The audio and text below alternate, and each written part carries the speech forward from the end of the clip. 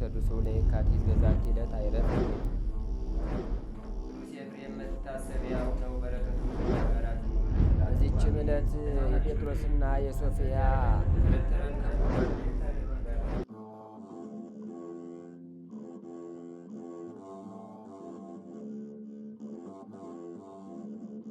በስመ አብ ወወልድ ወመንፈስ ቅዱስ አሐዱ አምላክ አማስሩ ወረቡዕ ለሰኔ በዛቲ ዕለት ኮኑ ሰማዕተ ቅዱሳን አባ አክራ ወዮሐንስ ወአብጥልማ ወፊልጶስ።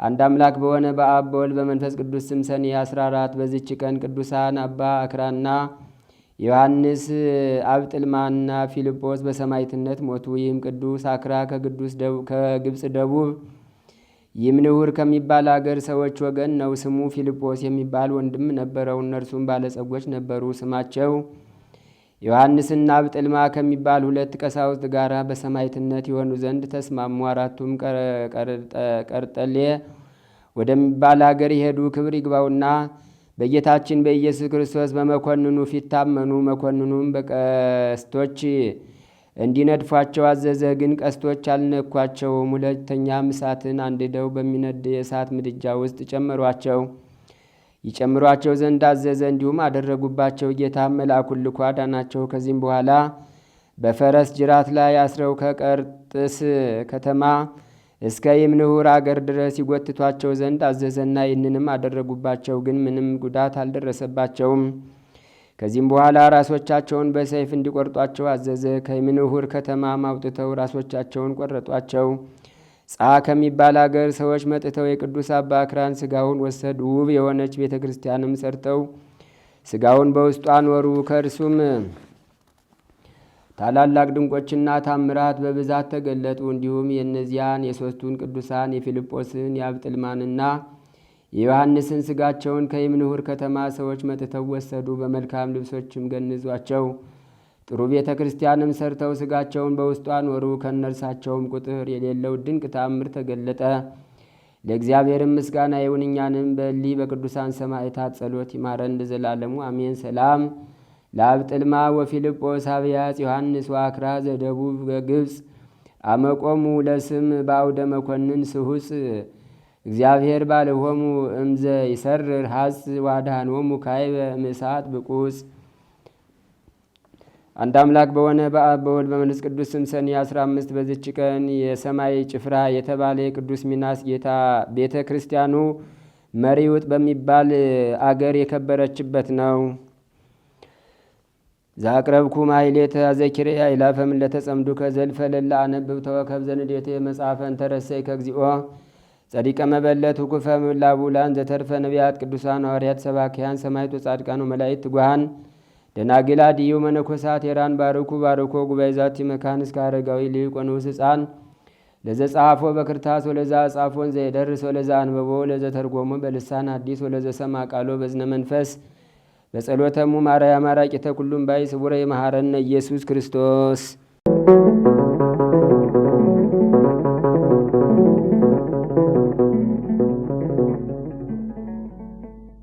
ተአምሪሁ ለአቡነ አረጋዊ ጸሎቶ በረከቱ ያህሉ ምስለ ኩልነ ህዝበ ክርስቲያን ለዓለም ዓለም አሜን። ጸሎቱና በረከቱ በእኛ ላይ ለዘላለም ይደርብንና ብፁዕ ቅዱስ አቡነ አረጋዊ ያደረገው ተአምር ይህ ነው። በዘንዶ ጅራት በወጣበት ቀን እንደ አባትና እንደ እናት ዘወትር የሚያረጋጋው የምህረት መልአክ ቅዱስ ሚካኤል ወደ እርሱ መጣና ዘንዶ በእርሱ ላይ ክፉ እንዳያደርግ እንዳያስደነግጠው ሰይፍን ይዞ በወዳጁ በአቡነ አረጋዊ በቀኙ ቆመ። የተራራዋ መልኳ በተቀየረ ጊዜ እንደ ደብረ ታቦር የሚያበራ ደመና ጋረዳትና ግርማ ሞገስን ያን ጊዜ ተጨመረላት። መላእክትም ወዳጅና ጓደኛ እስከሆኑት ድረስ እንደ ሮማን ፍሬ በለሷ ተጨናነቀ።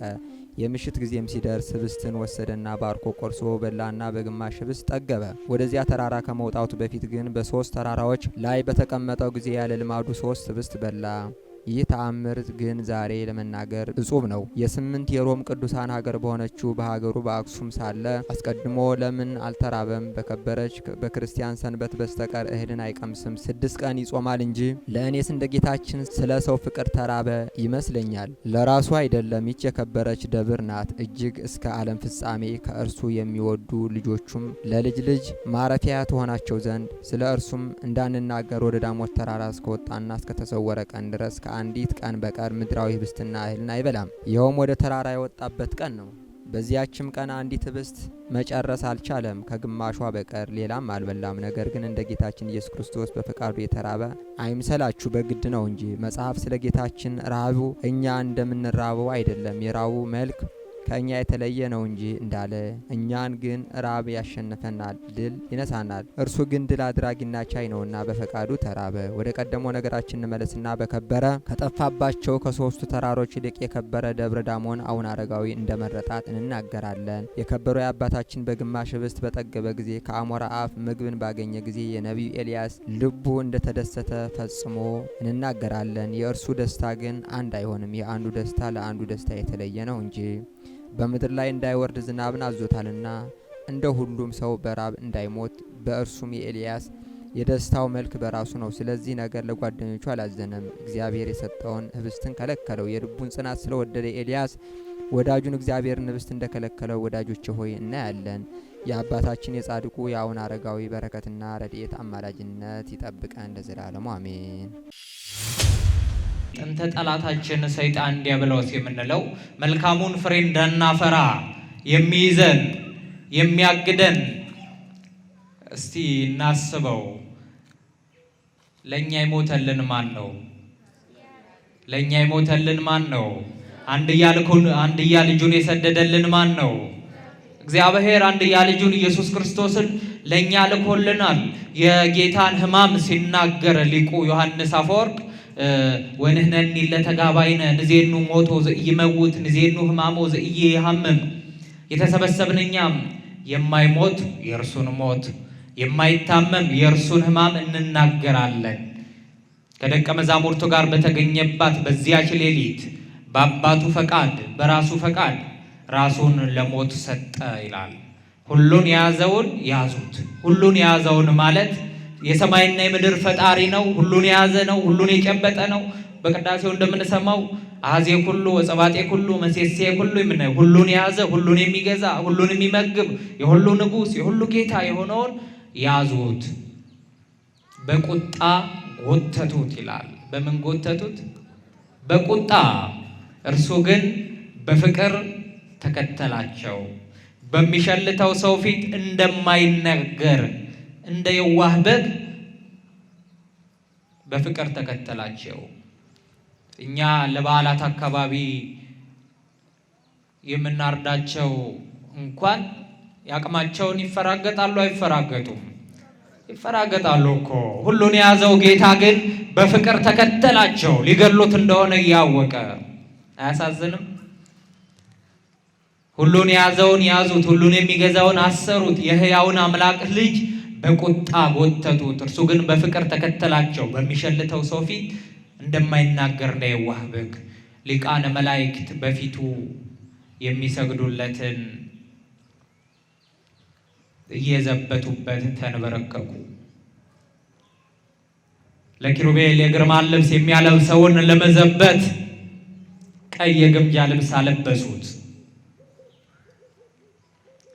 ለሱራፌል አክሊልን የሚያቀዳጀውን የሾህ አክሊል አቀዳጁት። ይህ ነው የተከፈለልን ዋጋ። ይህንን ነው እንድናስበው የተፈለገው። ይህንን ስናስብ፣ የተከፈለልንን ዋጋ ስናስብ፣ ለእኛ የሞተልንን ስናስብ፣ ሌላው ምንድን ነው? ጠፊ ነው፣ ኃላፊ ነው። በቃ ከእግዚአብሔር መንግሥትና ከእግዚአብሔር የሚበልጥ የለም።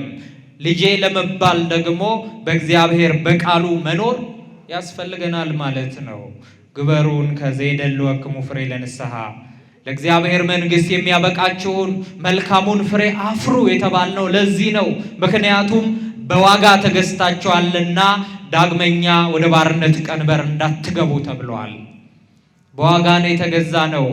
በወርቅ አይደለም፣ በጌጥ አይደለም፣ በብር አይደለም፣ በደሙ ነው የገዛን። ደሙን ነው ያፈሰሰልን።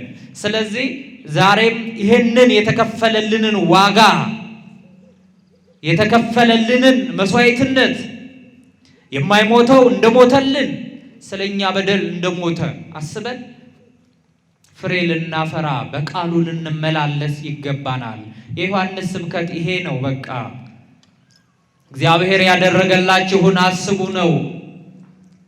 እግዚአብሔር ዛሬ ምሕረቱን ቸርነቱን ባያበዛልን እኛ እንቆም ነበር? እንሰባሰብ ነበር? ማንስ ከፊቱ ይቆም ነበር?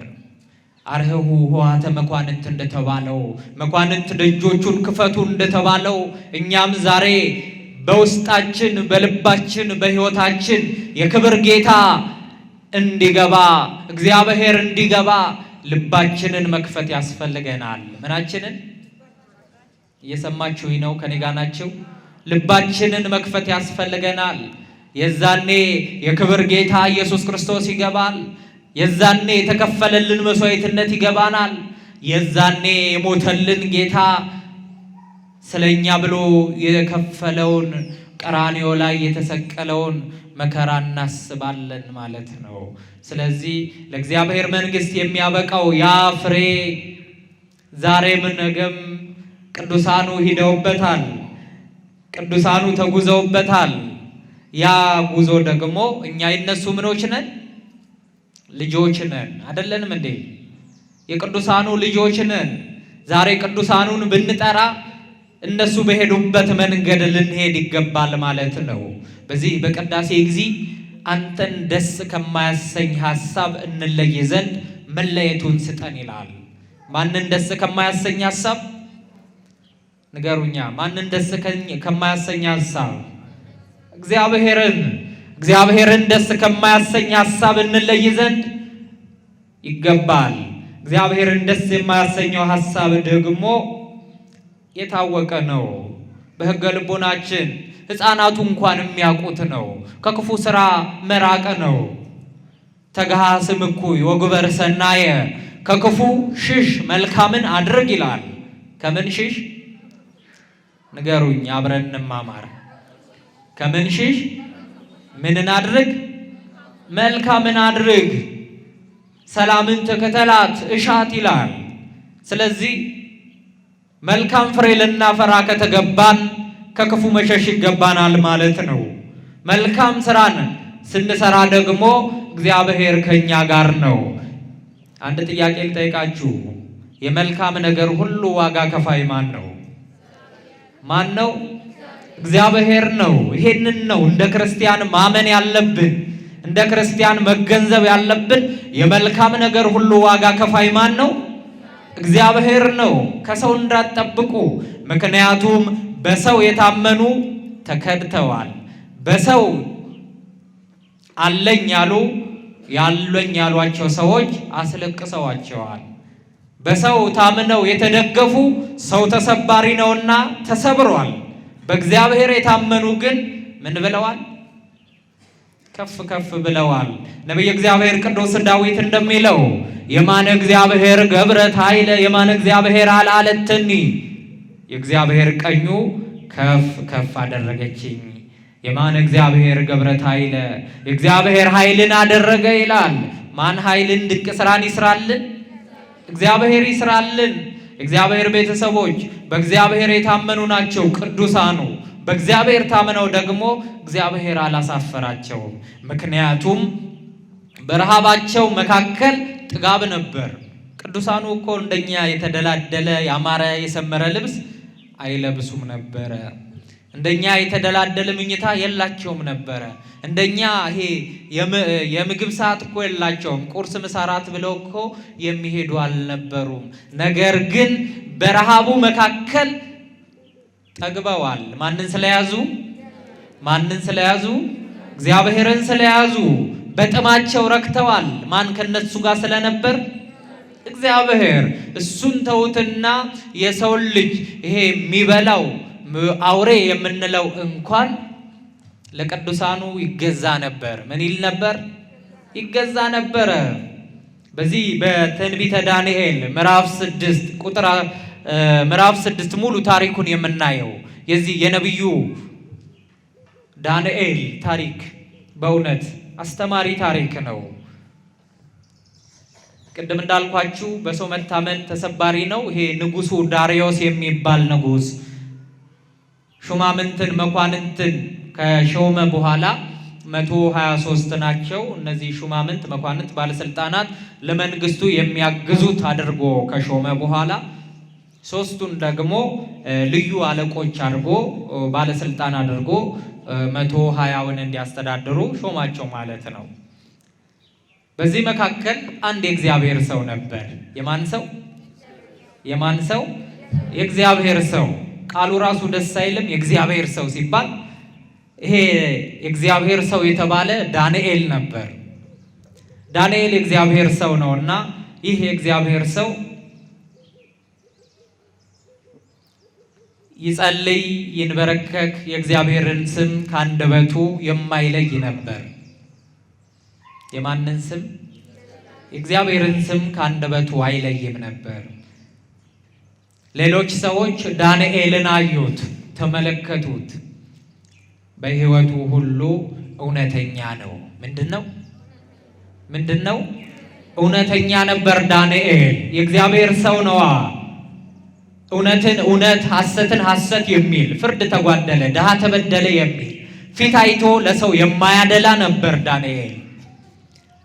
የዳንኤል መልካምነት፣ የዳንኤል ደግነት፣ የዳንኤል የእግዚአብሔር ሰው መሆን ደግሞ ለሌሎች አልተመቻቸውም ነበር። ምክንያቱም ሌሎች ወንበዴዎች እውነትን የማይቀበሉ ስለሆነ፣ ዳንኤል እውነተኛ ስለሆነ አልተመቻቸውም ነበር። በዚህ ምክንያት ዳንኤል ላይ ሴራ ያሴሩ ነበረ። እዛ የእግዚአብሔር ሰው ላይ ሴራ ሲያሴሩ አንድ ምክንያት አገኙ። ንጉሱ ዳርዮስ ጋር ሂደው ንጉሶ 1000 ዓመት ንገስ፣ በዚህ ባንተ ከተማ አንድ አዋጅ አውጅ አሉት። ምን አይነት አዋጅ ላውጅ ሲላቸው፣ እስቲ ትእዛዝህን የሚተላለፍ አይጠፋምና ባንተ ከተማ አዋጅህ ይፈጸም ዘንድ ማንም ሰው ከአምላኩ ጋር እንዳይነጋገር አዋጅን አውጅ ብለው ንጉሱን አማከሩት ማለት ነው። ክፉ መካሪ ምን ይላል ነው የሚባለው? ገደል ይሰዳል ነው የሚባለው አይደል? ይህንን ንጉስ ይህንን ያደርግ ዘንድ አዋጅ ያውጅ ዘንድ ማንም ሰው በሱ ግዛት ላይ ያለው ሁሉ ከእግዚአብሔር እንዳይገናኝ ብለው አዋጅ ያሳወጁት። ነጋሪቱ ተጎሰመ፣ መለከቱ ተነፋ፣ አዋጅ ተባለ። ማንም ሰው በዚህ ግዛት ውስጥ ያለው ሁሉ ለአንድ ወር ያክል ከፈጣሪው ጋር እንዳይገናኝ፣ እግዚአብሔርን እንዳያመሰግን፣ ከፈጣሪው ከሚያመልከው ጋር ሁሉ እንዳይገናኝ ብሎ አዋጅን ተናገሩ ማለት ነው። የሚያሳዝን አዋጅ ነው አይደል? ከእግዚአብሔር የሚለይ አዋጅ የሚያሳዝን ነው።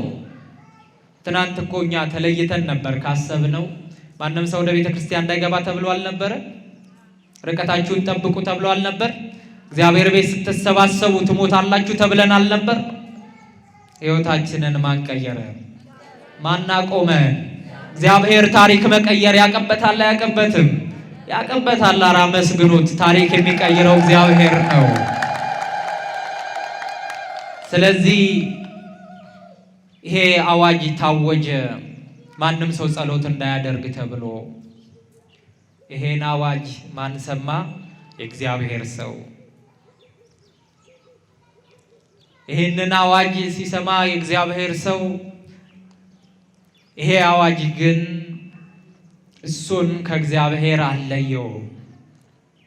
ምክንያቱም ዳንኤል በእግዚአብሔር አይደራደርም ነበር።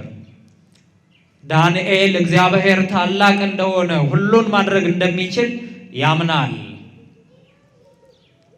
ቀጥታ ወደ ቤቱ ገባ። ወደ ምስራቅም ተንበርክኮ እግዚአብሔርን አመሰገነ ይላል። ክብር ሁሉ ለእርሱ ይሁን። እግዚአብሔርን አመሰገነ። የንጉሥን አዋጅ አልፈራም። ምክንያቱም ከምድራዊ ነገስታት ማን ይበልጣል? አትፍሩ፣ አይዟችሁ። ማን ይበልጣል? እግዚአብሔር ይበልጣል እኮ። ስለዚህ ዳንኤል ተንበርክኮ ሲጸልይ እነዛ ክፎች ሰዎች ዳንኤል ላይ ሴራ ያሴሩ ሰዎች መጡ። ዳንኤልን አዩት። ተንበርክኳል። የእግዚአብሔርን ስም እየጠራ ነው። ወደ እግዚአብሔር እየጸለየ ነው። ለተንኮላቸው የሚሆን አገኙ? አላገኙ? አገኙ። ወደ ንጉሥ ሄዱ። ንጉሥ ዳርዮስ ሆይ 1000 ዓመት ንገስ፣ እነሆ በመንግስትህ በግዛትህ ያንተን ቃል የማያከብር ሕግ የተላለፈ አግኝተናል አሉት። አምጡት አላቸው። ሲያቀርቡት ማን ነው? የእግዚአብሔር ሰው ዳንኤል ነው። ንጉሥ ስለ አዋጁ ስለተናገረው መሐላ አዘነ፣ ተከዘ። ምክንያቱም ደግሞ ምን መሰላችሁ? ዳንኤል እውነተኛ እንደሆነ ያውቅ ነበር። ዳንኤል የእግዚአብሔር ሰው እንደሆነ ያውቅ ነበረ። በዚህ ሰዓት ነው ዳንኤልን ንጉሡ ወደ ፍርድ ሲቀርብ አንድ ቃል ተናገረ። የምታመልከው አምላክህ ያድንክ። ምን የምትለው? እስኪ ተናገሩት። ምን የምትለው? የምታመልከው አምላክህ ያድንህ ብሎ የምንለው አምላካችን ያድናል። የምናመልከው አምላካችን ያድናል። ዕውራንን ያበራል፣ አንካሶች እንዲሄዱ ያደርጋል፣ ለምጻሞችን ያነጻል፣ ሞት ያስነሳል። የምናመልከው አምላክ ምን ይላል? ያድናል። ይሄንን ነው ልናምን የሚገባን። በዚህ መንገድ ነው ልንጓዝ የሚገባን። የምታመልከው አምላክ ያድንህ አለው ያ ንጉሥ። ፍርድ ይፈጸም ተባለ።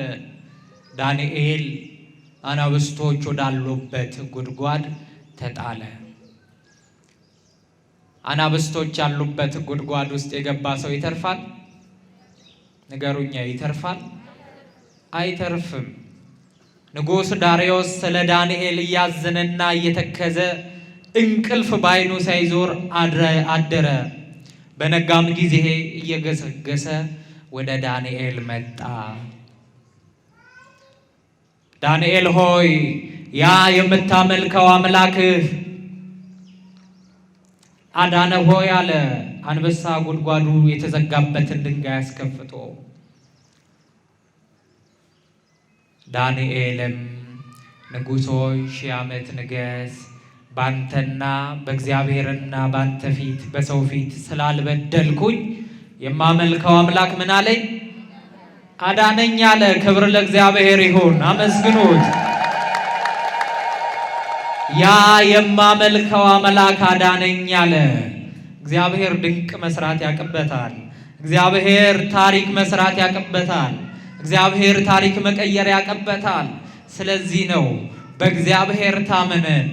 በማን ታምነን? በእግዚአብሔር ታምነን ሌላውን ሁሉ እግዚአብሔር ላይ ልንጥል የሚገባን። እግዚአብሔርን የተደገፉ ከብረዋል። እግዚአብሔርን የያዙ ከፍ ከፍ ብለዋል።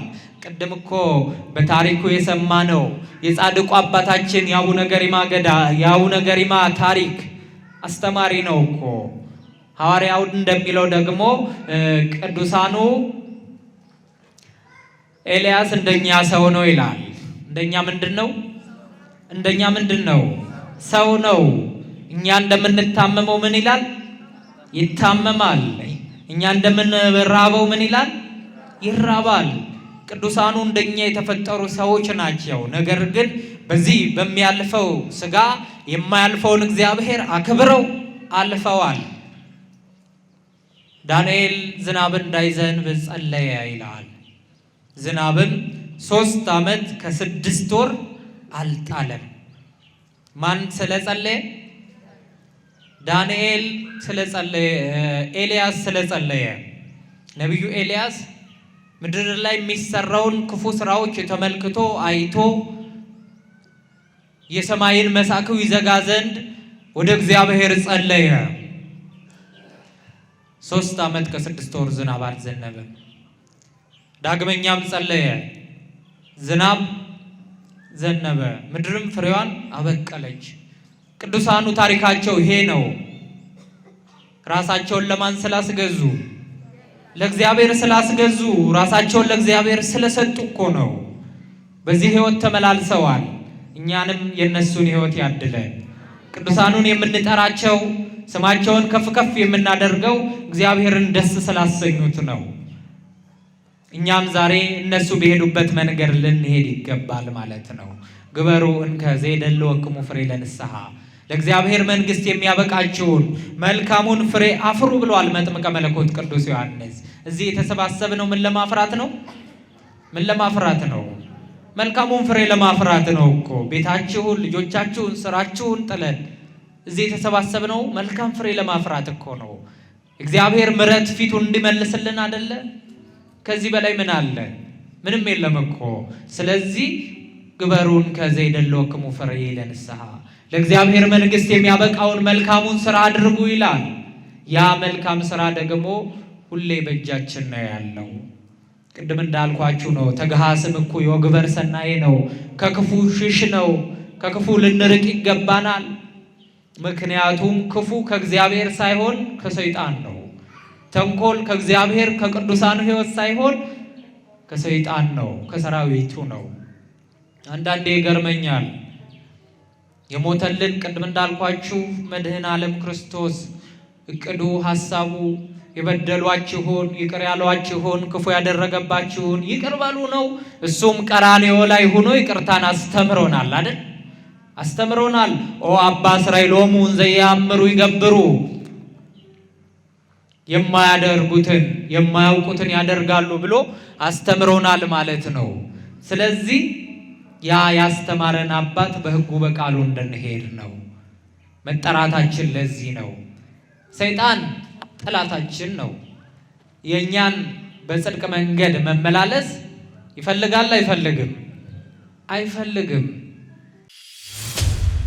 አምላካችን መድኃኒታችን ኢየሱስ ክርስቶስ የሰማነውን በልቡናችን ይጻፍብን፣ ከቅዱሳን ረድኤት በረከት ያሳትፈን። ሰላም ያሳደር አምላክ ሰላም ቀን ያውለን። አቡነ ዘበሰማያት ይትቀደስ ስምከ ትምጻእ መንግሥትከ ወይኩን ፈቃድከ በከመ በሰማይ ከማሁ በምድር ሲሳየነ ዘለለ ዕለትነ ሀበነ ዮም ወኅድግ ለነ አበሳነ ወጌጋየነ ከመ ንሕነኒ ንኅድግ ለዘአበሰ ለነ ኢታብአነ እግዚኦ ውስተ መንሱት አላ አድኅነነ ወባልሐነም ኩሉ ኩይስ መዚአከ ይእቲ መንግሥት ኃይል ወስብሐት ለዓለመ ዓለም። በሰላመ ቅዱስ ገብርኤል መልአክ ወእግዝእትየ ማርያም ሰላም ለኪ ድንግል በሕሊናኪ ወድንግል በሥጋኪ እም እግዚአብሔር ጸባኦት ሰላም ለኪ ብሩክት አንቲ እምአንስት ወቡሩክ ፍሬ ከርስኪ ተፈሥሒ ፍሥሕት ኦ ምልዕተ ጸጋ እግዚአብሔር ምስሌኪ ሰአሊ ወጸልይ ምህረታ በፍቅር ወልድኪ ኢየሱስ ክርስቶስ ከመ ይሥራይ ለነ ኃጣውኢነ ተማኅፀነ ብኪ ኦ ተወካፌ ንስሐ ወሰራይ ኃጢአት ኢየሱስ ክርስቶስ ስረይ ኃጢአትየ ወኃጢአተ ኩሉ ሕዝብ ከማይሠራ ኃጢአት እግዚአብሔር ይፍታ። ንቁ ሚዲያ ለተመልካቾቹ ከሚያደርሳቸው ዕለታዊ ሳምንታዊና ወርሃዊ ዝግጅቶች መካከል የየዕለቱን ስንክሳር ወርሃዊና ዓመታዊ የቅዱሳን ገላትና ድርሳናትን በኢትዮ ማህበር የዩቲዩብ ቻናል ያቀርባል። የየዕለቱን ስንክሳር ባሉበት ሆነው በማድመጥ እንዲሁም ወርሃዊና ዓመታዊ የቅዱሳንን ዜና ሕይወታቸውን በማድመጥ ከቅዱሳኑ በረከትና ረድኤት እንዲያገኙ ንቁ ሚዲያ የሁል ጊዜ ምኞቱ ነው። በየዕለቱ የሚለቀቁ ዜና ቅዱሳንን ላይክ፣ ሼርና ሰብስክራይብ በማድረግ አገልግሎቱን ይደግፉ። ንቁ ሚዲያ ርቱ የቤተ ክርስቲያን ልሳን